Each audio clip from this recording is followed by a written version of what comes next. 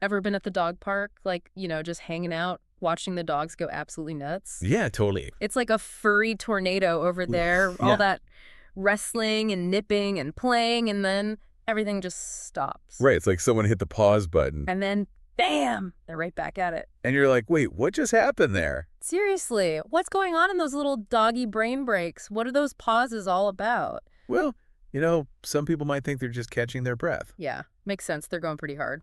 But it turns out those pauses are way more than just a breather. Like, they're actually a really important part of how dogs, you know, communicate with each other during play. Get ready to have your mind blown, folks, because today's deep dive is all about those pauses. We're talking about the fascinating world of canine play signals.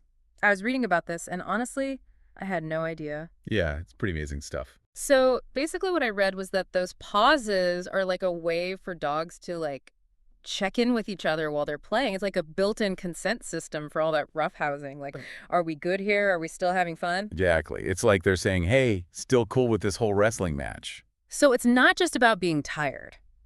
Well, sometimes it might be, but often it's actually a glimpse into their whole social structure, which is way more complex than we might realize. Like, you know how we have all these unspoken rules in our So interactions, tell right? me about it. Well, dogs have them too, especially when it comes to play. They're basically saying, this is all in good fun, no one's actually trying to hurt each other, and the pause is like this crucial reset button to make sure both pups are still having a blast and no one's feeling overwhelmed or, like, actually threatened. Wow, that's amazing. Who knew dogs were so, I don't know, sophisticated? I mean, it makes you wish we had a system like that. Can you imagine how much easier it would be to navigate those awkward social situations we humans get ourselves into? Totally. Just imagine, you could be in a meeting at work, things start getting a little tense, and you could just, like, give a quick play bow and lighten the mood. Okay, maybe not a playbow in a work meeting, but you get the idea. Right, of course.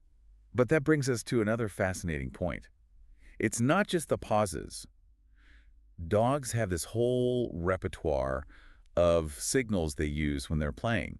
Like, have you ever seen a dog do that thing where they lower their chest to the ground, but their rear end's still up in the air? Oh, yeah, the playbow. It's like they're doing a downward dog in yoga, but way more enthusiastic about it. Exactly. And that right there, that's like a universal dog language for let's play.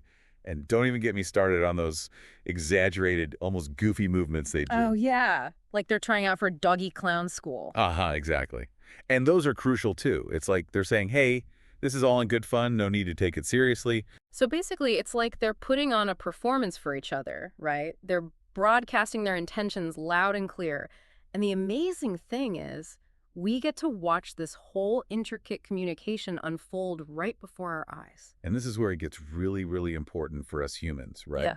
Because understanding these signals can be incredibly helpful in just, interpreting dog behavior in general. Yeah, totally. Because let's be real, sometimes it's hard to tell if a dog is being playful or aggressive, especially if you don't know them very well. Absolutely. Like, have you ever seen a dog, like, super excited, barking its head off, wagging its tail like crazy, and someone mistakes that for aggression? Oh, all the time. It's like they missed the memo that a wagging tail usually means a happy dog. Exactly.